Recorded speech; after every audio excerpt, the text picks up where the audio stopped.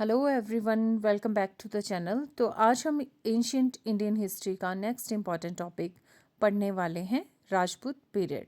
यह पीरियड हर्षवर्धन की मृत्यु के बाद शुरू होता है और अर्ली मीडिवल इंडिया का एक महत्वपूर्ण फेज माना जाता है। जैसा कि हम हमेशा कहते हैं, रटना छोड़ो, ट्रिक्स से सीखो। इसलिए आज हम इस टॉपिक को सिंपल ट्रिक्स और लॉजिकल एक्सप्लेनेशन के साथ समझेंगे। सबसे पहले बैकग्राउंड समझते हैं। 647 सीई में हर्षवर्धन की मृत्यु के बाद उत्तर भारत में पॉलिटिकल इंस्टेबिलिटी शुरू हो गई। एक मजबूत सेंट्रल एम्पायर खत्म हो गया और भारत कई छोटे छोटे राज्यों में विभाजित हो गया। इसी समय कई नई वॉरियर डायनेस्टीज उभरकर सामने आई, जिन्हें हम राजपूत डायनेस्टीज कहते हैं। अब सवाल आता है कि राजपूत का मतलब क्या होता है। राजपूत शब्द का अर्थ है राजा का पुत्र, यानी सन ऑफ अ किंग। ये मुख्य रूप से वॉरियर क्लास से जुड़े हुए थे और अपनी वीरता, सम्मान और युद्ध कौशल के लिए प्रसिद्ध थे।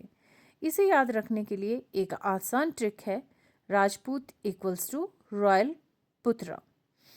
अब बात करते हैं मुख्य राजपूत डायनेस्टीज की। इस समय कई महत्वपूर्ण राजपूत वंश थे, जैसे प्रतिहार, चौहान, सोलंकी और परमार। इसे याद रखने के लिए एक सिंपल न्यूमोनिक है, PCSP। इनमें से सबसे पहले देखते हैं गुर्जर प्रतिहार डायनेस्टी को। इस वंश का एक प्रसिद्ध रूलर था नागभट्ट। प्रतिहार ने उत्तर भारत के बड़े हिस्से पर नियंत्रण स्थापित किया और कई समय तक पावरफुल डायनेस्टी बने रहे। अब आते हैं चौहान डायनेस्टी पर। इस वंश का सबसे प्रसिद्ध रूलर था पृथ्वीराज चौहान। पृथ्वीराज चौहान अपनी वीरता और युद्ध कौशल के लिए प्रसिद्ध थे। उनका सबसे प्रसिद्ध युद्ध था बैटल ऑफ टेरन। इस बैटल को याद रखने के लिए ट्रिक है PT, यानी पृथ्वीराज टेरन। अब बात करते हैं एडमिनिस्ट्रेशन की। राजपूत काल में शासन व्यवस्था पूरी तरह सेंट्रलाइज्ड नहीं थी, बल्कि फ्यूडल सिस्टम पर आधारित थी। कई लोकल चीफ्स और फ्यूडल लॉर्ड्स होते थे जो अपने अपने क्षेत्रों पर शासन करते थे। अब सोसाइटी की बात करें तो इस समय वॉरियर कल्चर बहुत मजबूत था। राजपूत समाज में ऑनर, ब्रेवरी और लॉयल्टी को बहुत महत्व दिया जाता था। युद्ध में वीरता और सम्मान की रक्षा करना सबसे इम्पॉर्टेंट माना जाता था। अब आते हैं आर्ट एंड आर्किटेक्चर पर। राजपूत काल में मंदिर निर्माण और किलों की वास्तुकला बहुत विकसित हुई। इस समय के कई प्रसिद्ध मंदिर आज भी मौजूद हैं। उदाहरण के लिए खजुराहो मंदिर राजपूत आर्किटेक्चर का एक शानदार उदाहरण है, लेकिन धीरे धीरे राजपूत राज्यों की शक्ति कम होने लगी। इसका मुख्य कारण था आपसी संघर्ष और टर्किश इन्वेजन्स।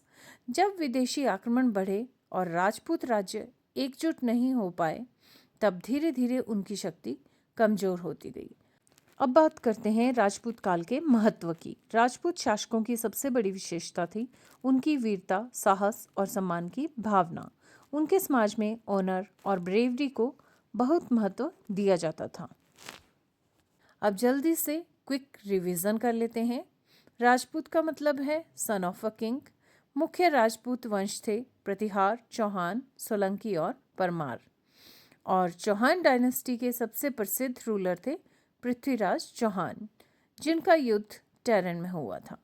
तो दोस्तों, आज हमने राजपूत पीरियड के बारे में जाना और समझा कि हर्षा के बाद भारत में किस तरह नई राजपूत शक्तियाँ उभरीं और उन्होंने कल्चर और वॉरियर ट्रेडिशन को आगे बढ़ाया। Now I have a quiz for you.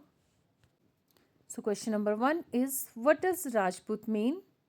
Second question is, who fought the Battle of Taran?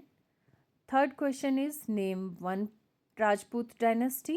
And the last question is, Rajput period belongs to which era? You can answer these questions in comment section. तो friends, अगर video helpful लगी हो तो like करें, share करें और channel को subscribe ज़रूर करें। और हमेशा याद रखें, रटना छोड़ो, ट्रिक से सीखो।